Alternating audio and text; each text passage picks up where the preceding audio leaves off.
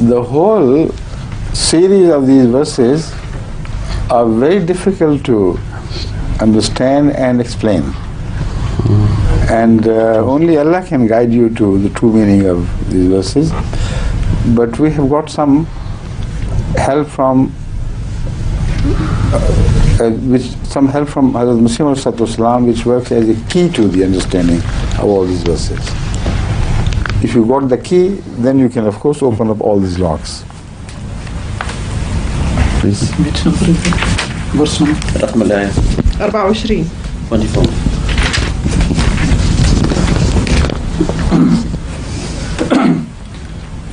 Begins with Inni wajadtu imra'atan tamlikuhum wa utiyat min kulli shay'in wa laha arshun azim. I found a woman ruling over them, and she has been given every necessary thing, and she has a mighty throne. Wajadtuha wa qawmaha yasjuduna lish-shamsi min dunillah. I found her and her people worshipping the sun instead of Allah, and Satan has made their works look beautiful to them, and has thus hindered them from the right way, so that they are not rightly guided. Allah yasjudu lillahi allazi yukhrijul khaba fis samawati wal arz, and they insist that they will not worship Allah, while Allah is He who brings to light that which is hidden in the heavens and the earth, and who knows what you conceal and what you disclose of your design. Allahu la ilaha illa huwa rabbul arshil azim. Allah, there is no God but He, the Lord of the mighty throne. So that's an occasion for sajda. That's right. Now we should do sajda now. Why didn't you read the specific verse alone? But no harm in sajda. It's all right, it's clean. For sajda it's all right. The last sajda tilawat.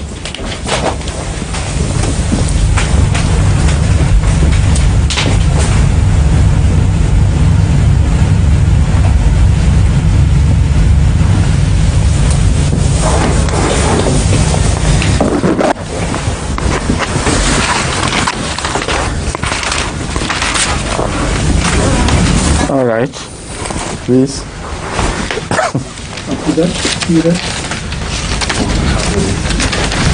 No, they come to the verse, specific part of that verse which he wants me to explain. It's a short part of that verse which is. Yes. وَإِنِّي مُرْسَلَةٌ إِلَيْهِمْ بِهَدِيَّةٍ فَنَاظِرَةٌ بِمَا يَرْجُو الْمُرْسَلُونَ. But I am going to send them a present. No, not the one. This answer of Hazrat Sulaiman. That is the one she. That's right. That's right. Yes, this is the answer. Go back to them, for we shall surely. This is the real part. Yes.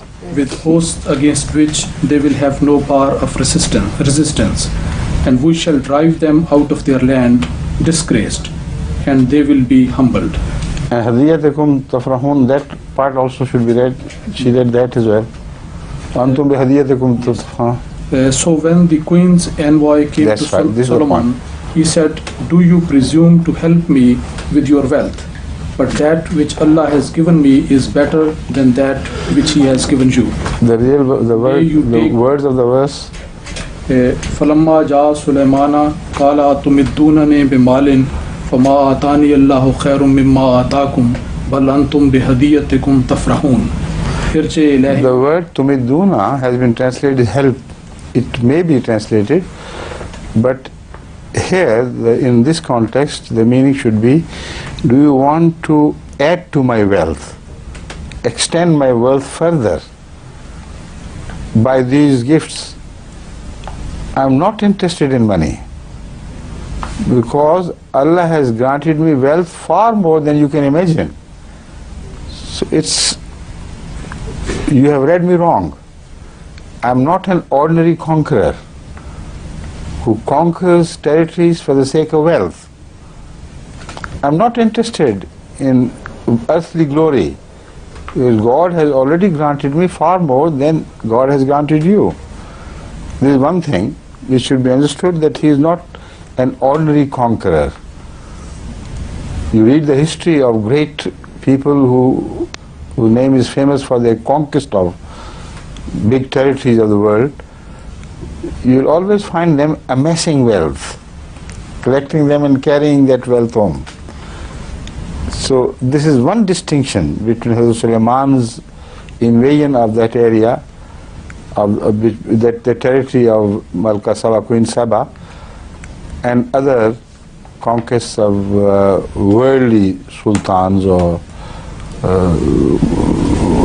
what they call, those who invade other people, those great generals, let's say, or great kings who invade other people's territory.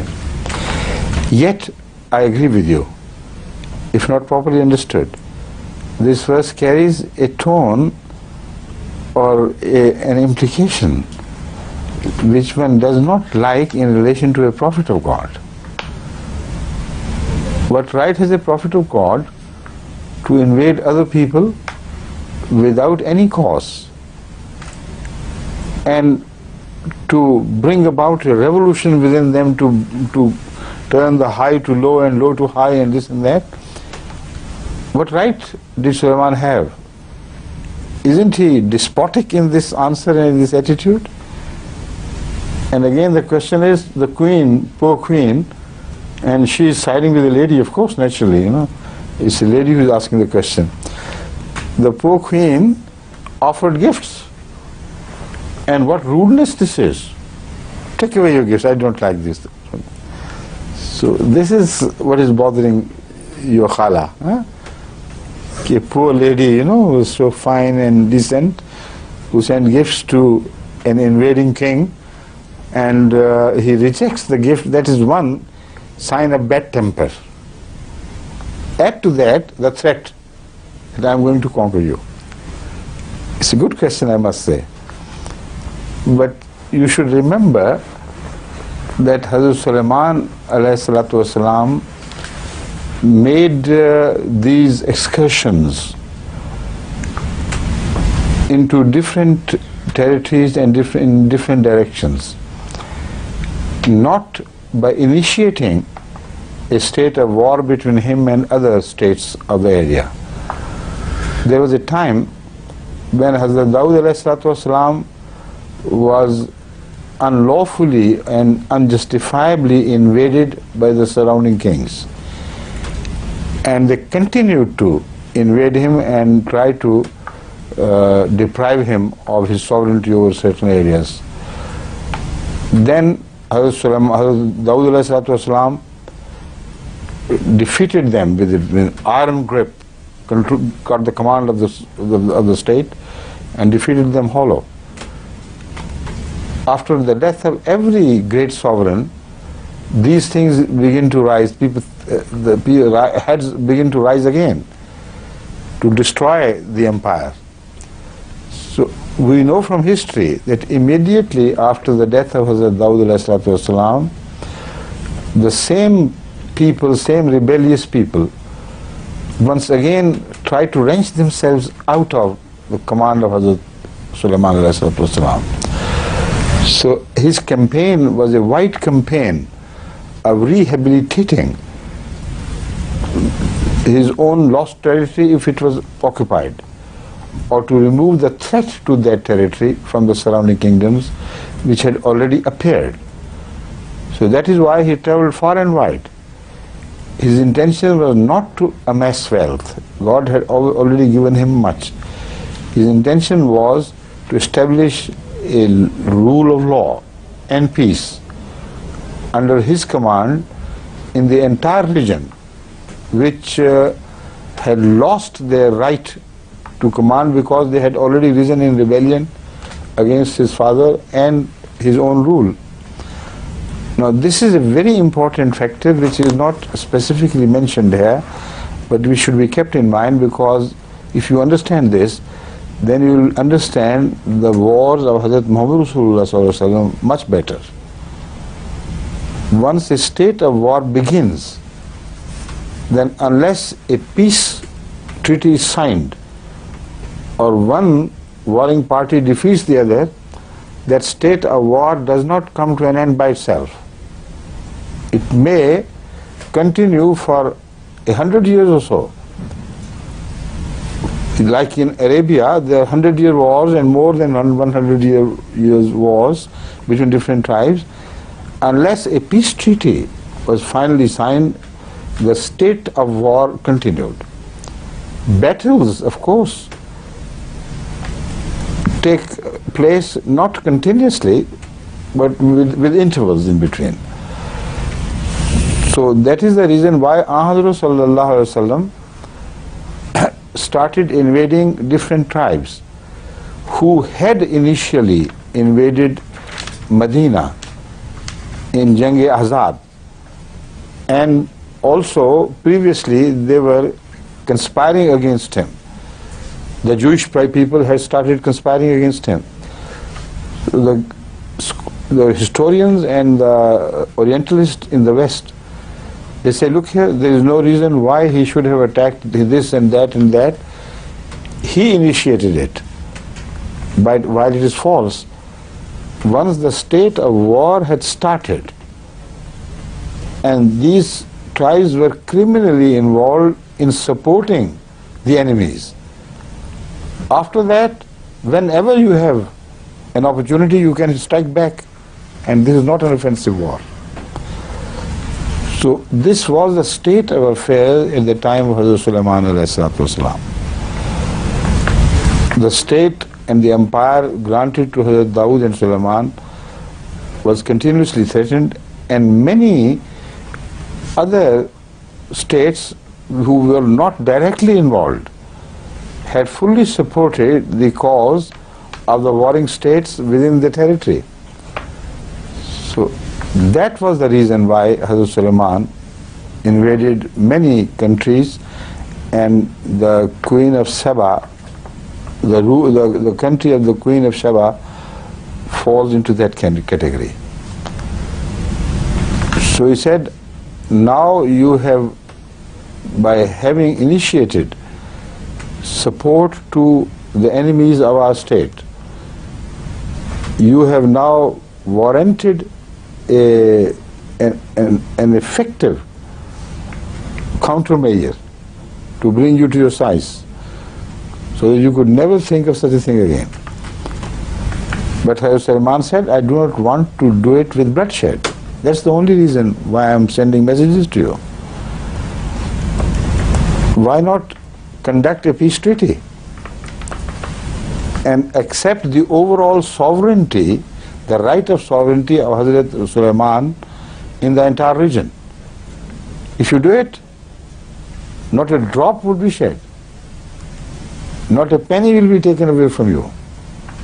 Not interested in wealth, I'm not interested in bloodshed, I'm not that type of king which you know of. So there is nothing despotic in this. And she came with submission. And Hazrat Sulaiman alayhi salatu wasalam did not change her sovereignty over her own territory, did not remove her from the position of office and let her alone after this. So where is any sign of despotism? No cruelty was exercised. No transgression was committed. Only what he needed was a guarantee that we will be a friendly state and no more. That guarantee obtained, he returned. I hope you understand this. Please. If we have not enough time, It looks like it. we are meeting tomorrow. Yes. So the rest of the answer can be given to the answer can be given tomorrow. Because if you start it and stop it, Yeah. it would not be good. That's right. Okay? Yes. Tell them that inshallah we'll meet again tomorrow. At what time? 11:15. Quarter to 11. Quarter to 12 or quarter to 11? 11? Quarter to 12. Quarter to 12. Huh? Yes, quarter. Quarter to 12 Yes. according to our time here. But it will be different times, in different places. But we'll be meeting tomorrow again, and the session will start with your translation of what I have said. Okay, sir. Right? Inshallah.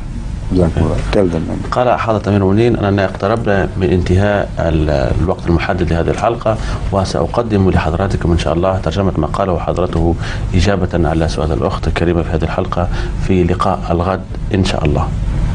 And thank you very much for coming to my send-off party last night. I have received telephone messages from my daughters and others. They said they enjoyed it very much, with all the different guests sitting together. Inshallah. ويبارك الحاضرين هنا لحضرة أمير المؤمنين عن جواز ابنته أيضا. And I telephoned them only before I came, and my daughter was about to depart.